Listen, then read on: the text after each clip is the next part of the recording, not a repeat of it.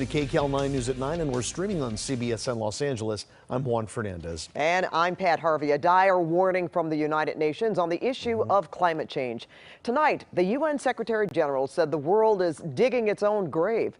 This was a reference to global warming. And here at home, a new report offers more evidence that climate change is fueling the surge in wildfires.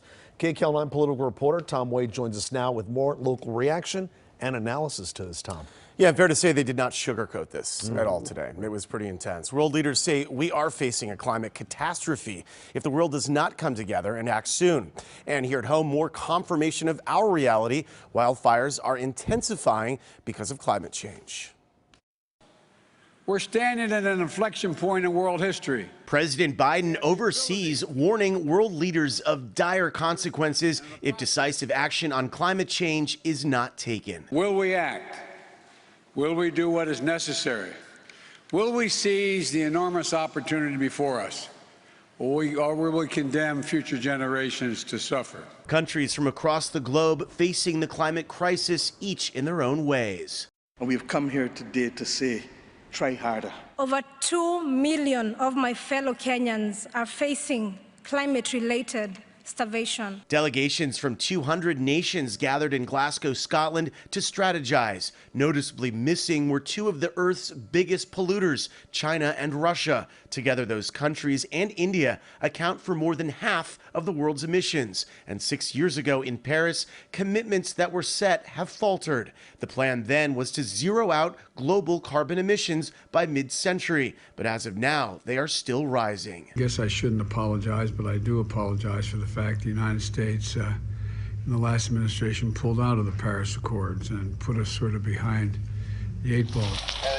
Back home in California, the effects of climate change are all too real. Another study just out once again confirms climate change is fueling our raging wildfires. The study's author is UCLA professor Rong Fu. This is a really warning to us, and the changing happened much faster than we anticipated. The study says our wildfires are fueled by increasingly drier air that dries out vegetation and soil, robbing it of moisture, creating larger and faster moving fires. For larger fire, this is the single most important factor. Professor Fu says California is leading the way in reducing our carbon footprint. It's getting other states and countries to follow the example. California is a leader, not only nationally, but globally, to control CO2 emission. So that's very crucial for slow down the increase of a fire weather risk. Weather whiplash is increasing because of human-caused climate change. Recently, CBS hosted a virtual town hall streamed live on CBSN, Wildfires and Wild Weather, the effects of climate. CBS 2 KCAL 9 meteorologist Amber Lee talked about the impact on the drought. Temperatures continuously, year after year, the last few years get warmer and warmer, and that just prolongs the drought here in the Southland, and that's why we're seeing a lot of that change take place. So what will come of this year's summit? Experts say if commitments are not met, these scenes will get only worse. Melting polar ice, rising waters, severe storms, and heat. Unchecked global warming could mean a bleak future for the next generation. 4 degrees, and we say goodbye to whole cities.